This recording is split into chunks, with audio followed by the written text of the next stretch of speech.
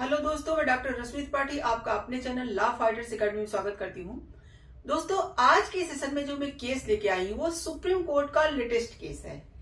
1-2 दिन पहले का ही केस है और आज के केस का जो मुद्दा है वह धर्म परिवर्तन से जुड़ा हुआ है कि क्या कोई व्यक्ति आरक्षण का लाभ लेने के लिए अपना धर्म परिवर्तन करता है तो क्या उसको उस तरह का आरक्षण मिल पाएगा। तो ऐसा ही एक मुद्दा सुप्रीम कोर्ट के सामने जाता है। तो चलिए हम लोग अपना सेशन स्टार्ट करते हैं और विस्तार से जानते हैं कि यह धर्म परिवर्तन का क्या मुद्दा था जो सुप्रीम कोर्ट के सामने जाता है। जैसा जो केस रहता है, केस के फैक्ट कुछ यूं रहते हैं कि एक ईसाई महिला थी तो उन्होंने हिंदू धर्म को अपनाया था। उनका ऐसा कहना था कि उन्होंने हिंदू धर्म को अपनाया है क्योंकि हिंदू धर्म को इसलिए अपनाया है कि उनके जो पिता थे वो हिंदू थे और माँ जो थी वो ईसाई थी। देखिए, यहाँ पे थोड़ा सा मामला ऐसा था कि इनकी जो माँ थी वो ईसाई धर्म की थी और पिता जो थे वह हिंदू धर्म के थे। तो जब दोनों लोगों ने शादी किया तो इनके पिता ने भी ईसाई धर्म अपना लिया था और पिता ने ईसाई धर्म अपना लिया था तो बच्चे भी सब ईसाई धर्म अपना चुके थे। और क्या कहा जाता है, ये जो महिला थी इनको भी बचपन में ही मतलब इन्होंने ईसाई धर्म को अपना लिया था और ईसाई धर्म की दीक्षा वगैरह भी ले लिया था। तो अब देखिए, इनका लेकिन ये कहना था कि अब वह चूंकि बचपन में ईसाई धर्म को उन्होंने अपनाया था तो उनके पिता हिंदू थे तो वह हिंदू धर्म को अपनाना चाहती हैं। इसीलिए जो है, चूंकि देखिए एक मुद्दा यहाँ पे और था कि उनके पिता जो थे हिंदू थे, वो तो हिंदू धर्म में वो जिस जात से बिलोंग करते थे वो एससी कैटेगरी के अंतर्गत आता था। तो ये यही कैटेगरी का फायदा लेना चाहती थी, तो एससी कैटेगरी का। तो इनका ये कहना था कि मेरे पिता जब हिंदू थे तो मैं भी अब हिंदू धर्म मतलब अपनाना चाहती हूँ। इसीलिए उन्होंने एक जॉब यानी एक नौकरी के लिए फॉर्म डाल रखा था। तो उन्होंने कहा कि मुझे आरक्षण का लाभ नहीं मिल पा रहा है, तो चूंकि मेरे पिता हिंदू थे, एससी कोटे से थे, तो मुझे एससी कोटे के अंतर्गत आरक्षण का लाभ मिलना चाहिए। तो यही सब मुद्दा लेकर के पहले तो वो जाती हैं कहा, मद्रास हाईकोर्ट। तो मद्रास हाईकोर्ट जाती हैं जब वो, तो मद्रास हाईकोर्ट ने इनकी याचिका को खारिज कर दिया।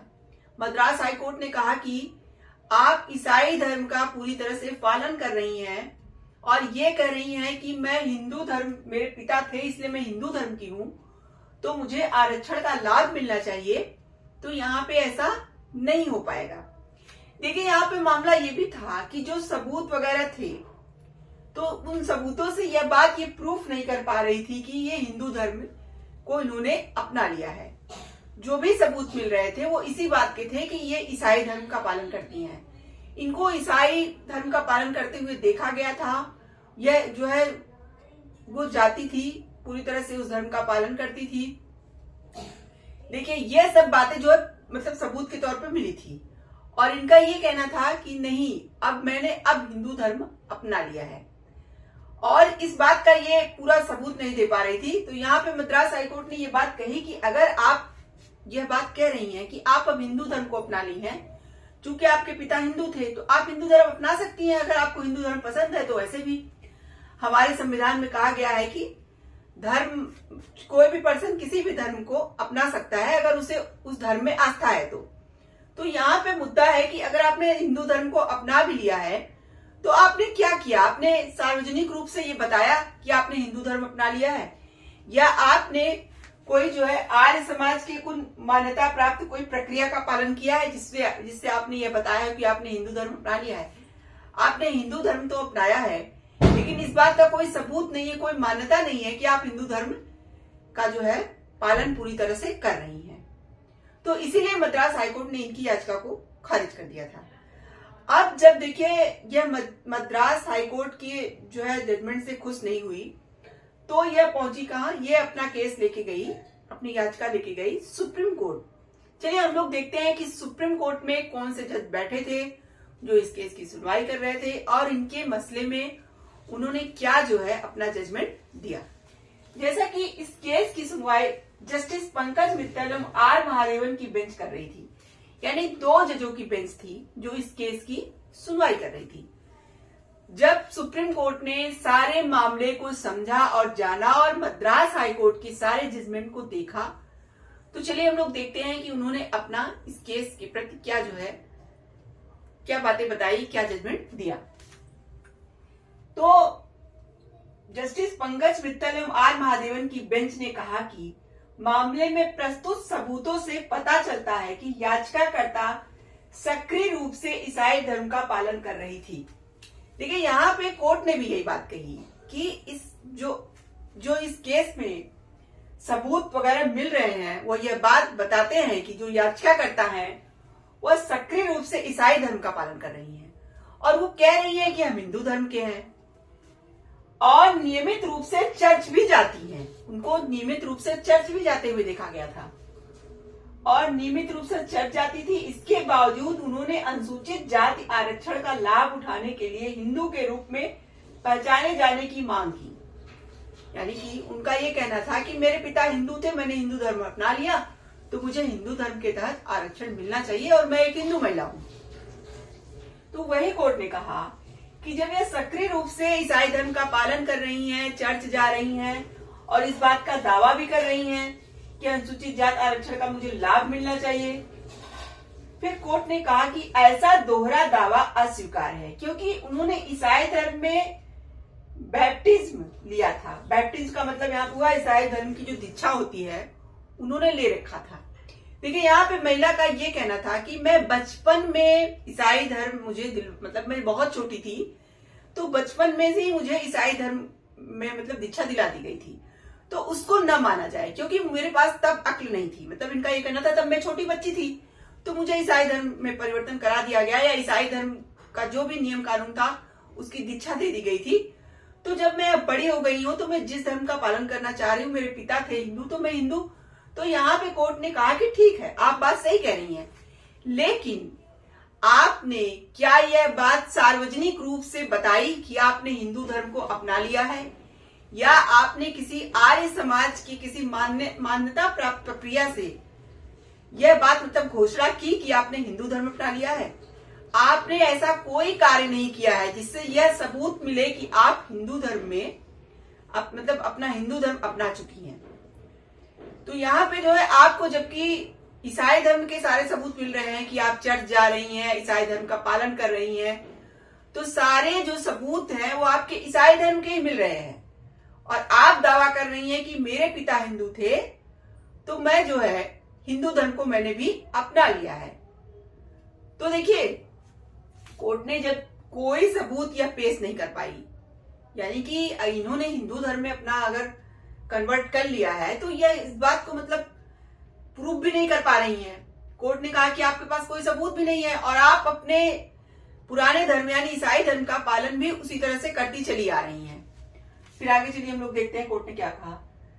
कोर्ट ने कहा कि सिर्फ रोजगार में आरक्षण का फायदा उठाने के लिए वे हिंदू होने का दावा नहीं कर सकती हैं। देखिए यहाँ पे जब कोर्ट को ऐसा लगा कि जब इनके पास कोई सबूत भी नहीं है, ये जो है मन से ईसाई धर्म को ही मान रही हैं, चर्च जा रही हैं, सब कुछ कर रही हैं, तो इसका मतलब ये आरक्षण का दावा इसलिए कर रही हैं कि मतलब इनको नौकरी मिल सके।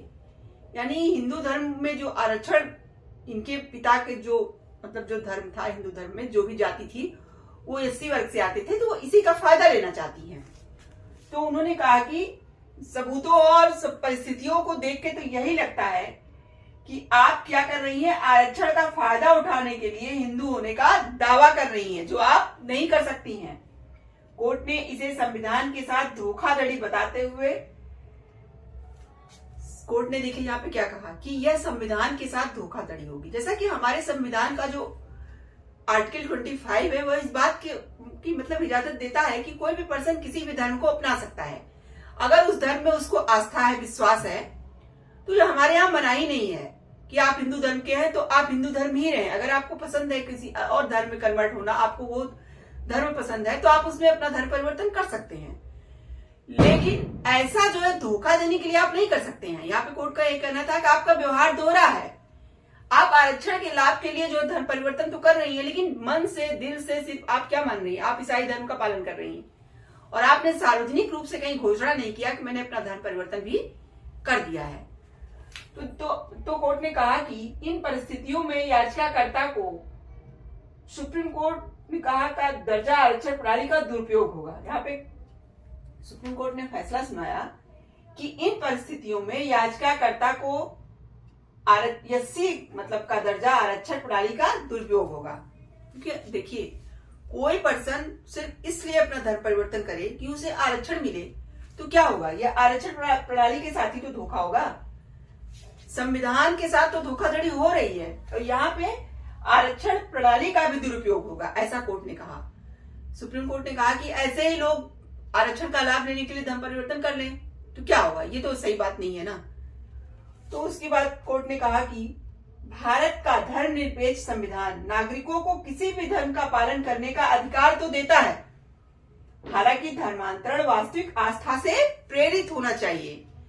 यहाँ पे जैसे मैंने अभी आपको बताया कि हमारा संविधान का जो आर्टिकल 25 है वो ये बात कहता है, यही सुप्रीम कोर्ट ने भी कहा कि भारत का धर्मनिरपेक्ष संविधान है तो नागरिकों को किसी भी धर्म का पालन करने का जो कि अधिकार देता है, हालांकि धर्मांतरण वास्तविक आस्था से प्रेरित होना चाहिए।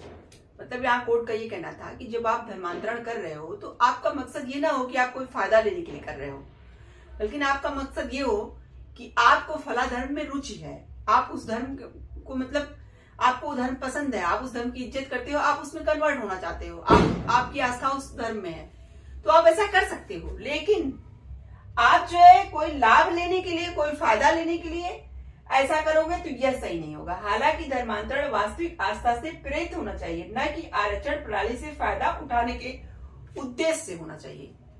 तो कोर्ट ने कुल मिला के इनकी याचिका को क्या किया? खारिज कर दिया। और मद्रास हाईकोर्ट ने जो जजमेंट दिया था उसको कहा कि वो बहुत मतलब बरकरार रखा कि उनका जजमेंट सही था, और इस महिला ने जो याचिका दिया था उनकी याचिका को खारिज कर दिया।